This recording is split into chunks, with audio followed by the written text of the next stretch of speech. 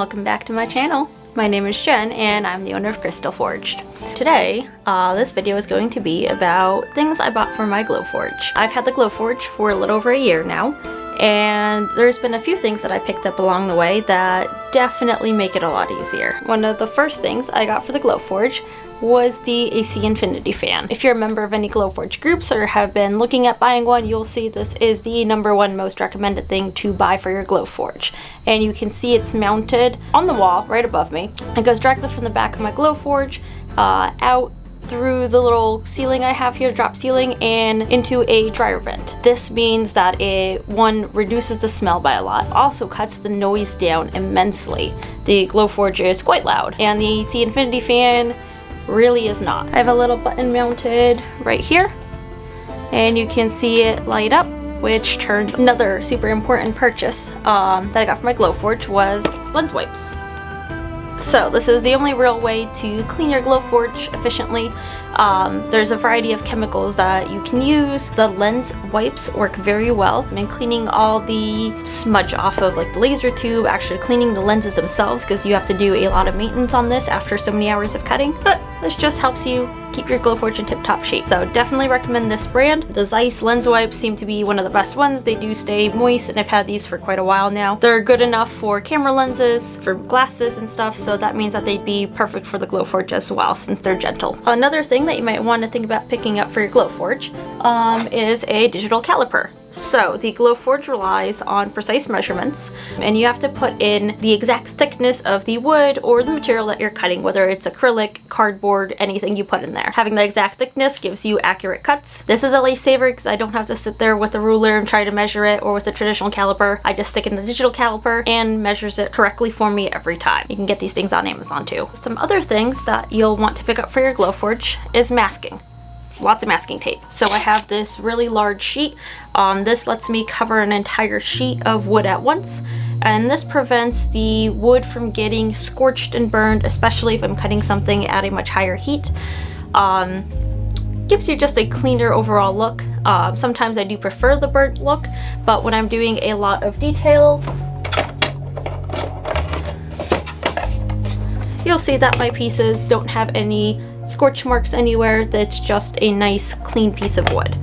This is one of the latest projects I've been working on, and I'll kind of do a more in-depth video on how I made something like this. I also use blue masking tape, so I started engraving crystals, and blue masking tape is great for stones. When you're using masking tape, you need to make sure that it is stuck on properly so it doesn't lift off and can potentially cause a fire in your Glowforge. It's super important, so you have to usually squeegee down the masking tape very well. I use rubber rollers. These are phenomenal, and you just roll it over a whole bunch of times. You actually have seen me use this in one of my other videos. It does have a little squeegee, so you can kind of push down with the little plastic. But these were an Amazon purchase, real cheap, but definitely a huge time saver. This one's a little bit of a quirky one, but I get X-Acto knives, and I kind of switch them out every few months. X-Acto knives are phenomenal when you have just a little tiny portion of your project that did not cut out. A lot of times you can take that X-Acto knife and just finish cutting through, or scratch away at the portion that didn't cut through. Another quick little thing that I got from my Glowforge is these little clamps. So there's a lot of times where I have to glue a project together, it's multiple pieces or it's 3D, and these little clamps are great because you can just stick it together onto a piece and it works great. And these are $1.99 from Harbor Freight. Something I got very recently, and this is actually very new, was a mini table saw. I have a lot of scrap pieces of wood, such as this piece right here that have these large extra scraps on there. This does nothing but take up space. So I got a mini table saw to start cutting these all apart. So I can just cut up all my usable pieces and save a lot of space, honestly. But then it's also useful for all kinds of like little mini projects, or if I do get a larger board, I can cut it up into Glowforge size pieces. So this is definitely the world's smallest table saw that I have ever seen. It's made by Chicago Electric Power Tools, and I got this at Harbor Freight.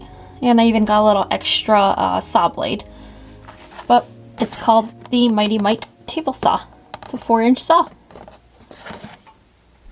Another thing I picked up is a silhouette. Now there's a constant debate of silhouette versus Cricut machines and which one's better. I personally decided to go with a silhouette, and I felt that that fit my needs a lot better. And while I predominantly use it to cut stickers out, I have been using it to cut out like little vinyl signs sometimes that I can layer on top of my projects, or even add more personalization sometimes if I want it different and not engraved specifically. It's just a way of combining two different mediums that give me a lot more versatility with the things I can make. So that is my silhouette. It sits on the corner of my desk by my sticker covered laptop. And this has helped me out a lot with combining some various different projects.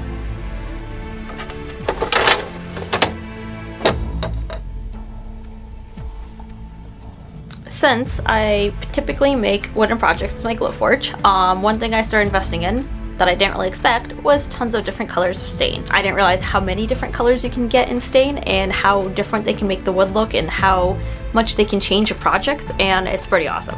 So I have a giant stack of stain now.